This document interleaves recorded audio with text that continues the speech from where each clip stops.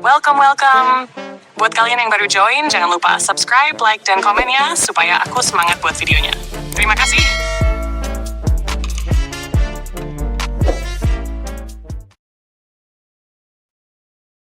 Istri Asisten Pribadi oleh Greya Kras.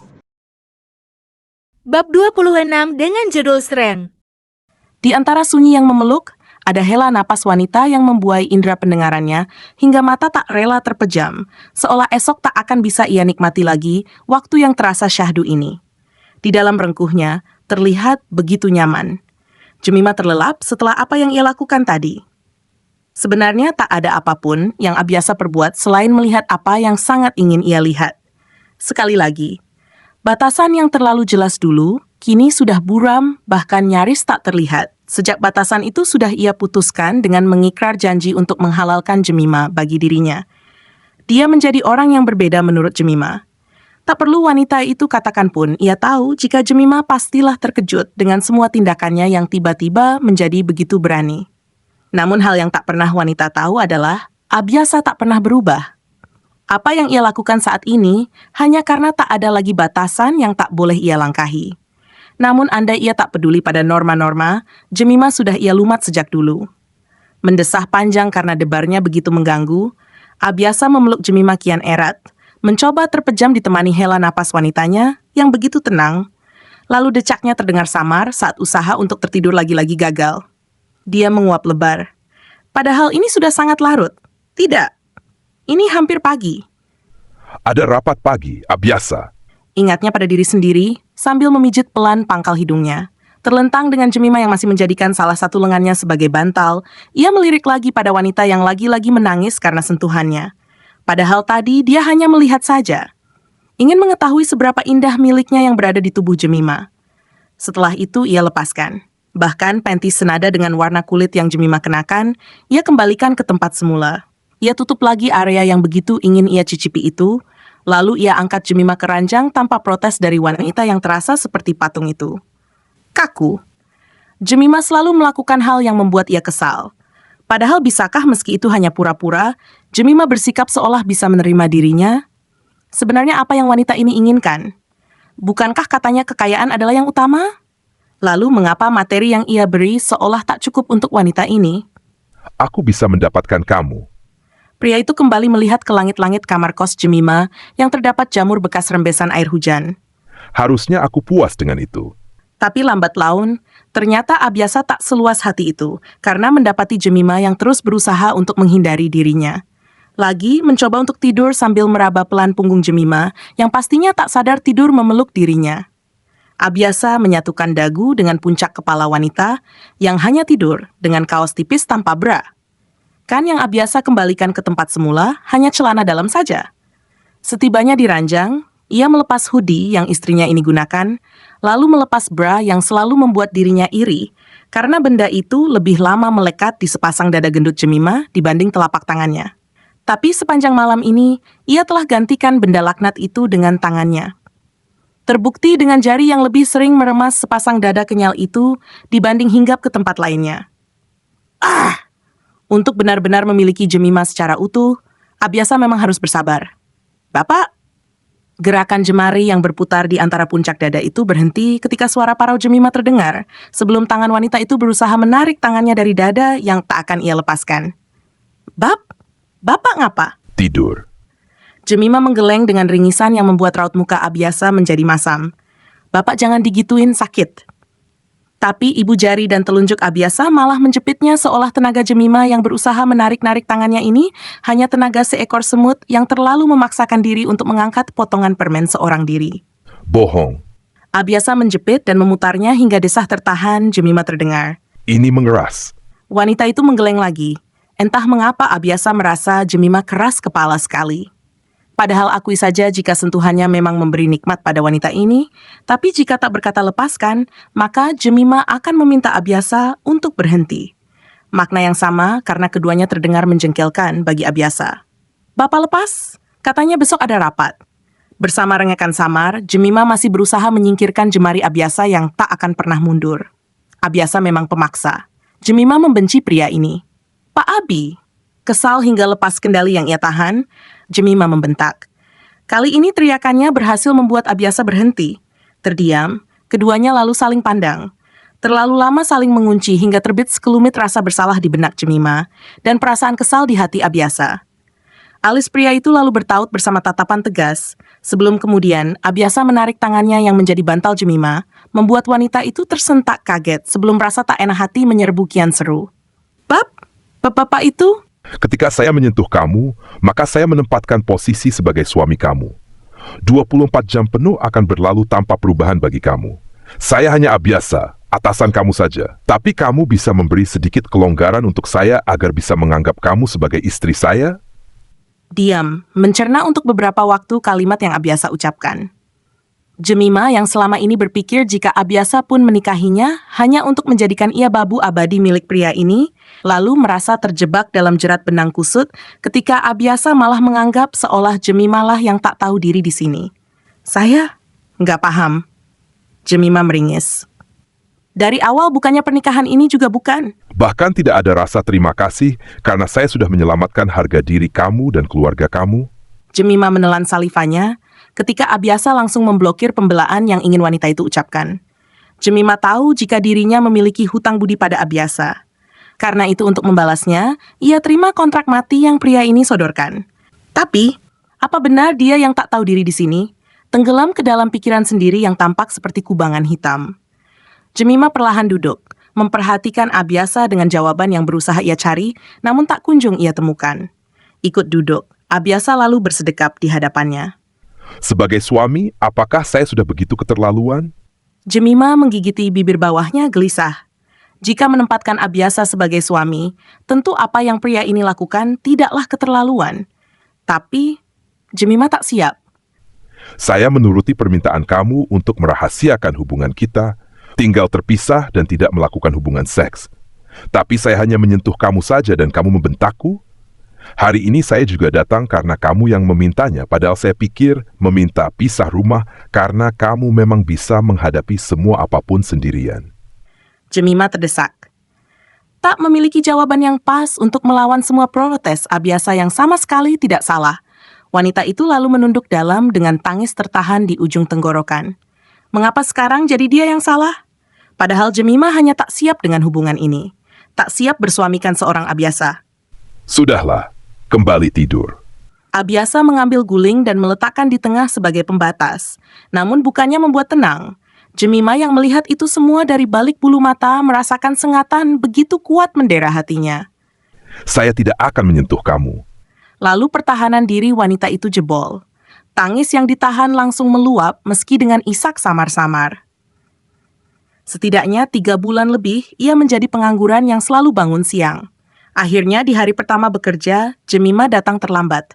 Keluar terburu-buru dari kos baru yang sudah ia tempati selama 7 hari, ini pun Abiasa yang mencarikan, seolah tak ada yang terjadi di antara mereka di malam itu. Karena setelahnya Abiasa bersikap biasa saja, padahal sudah membuat Jemima menangis hampir sampai pagi. Jemima yang berpikir kedatangannya hari ini akan menjadi kejutan akan berakhir, karena ia akan menjadi karyawan teladan yang terlambat di hari pertama bekerja. Oh ya, bersyukurlah karena dia bukan karyawan perusahaan, namun babu bagi Abiasa yang seminggu ini berkomunikasi seperti biasa dengannya. Hanya bicara tentang pekerjaan saja. Jemima yang menangis karena semua kalimat protes pria itu jadi merasa sia-sia sudah keluarkan air mata untuk Abiasa yang ia kira marah. Melaju dengan cepat, menjadi makhluk tak sabaran karena langsung menekan klakson di detik kedua setelah lampu lalu lintas berganti warna hijau. Jemima yang sambil menyisir rambut basahnya itu mengomeli dirinya sendiri yang bisa-bisanya mengabaikan alarm yang sudah berdering nyaring. Bahkan ia yakin tetangga kamar kos pasti terganggu dengan 5 alarm yang ia buat, namun satu pun tak ada yang membuat ia terbangun. Jemima baru terjaga ketika ada panggilan masuk di ponselnya, dan suara yang terdengar seperti suara Abiasa. Kamu nggak jadi kerja hari ini? Barulah kemudian Jemima melompat dari ranjang. Segera memarkirkan mobil yang sudah mencuri perhatian satpam yang hafal betul dengan kendaraannya. Jadi Jemima langsung turunkan kaca jendela dan menyapa dengan teriakan.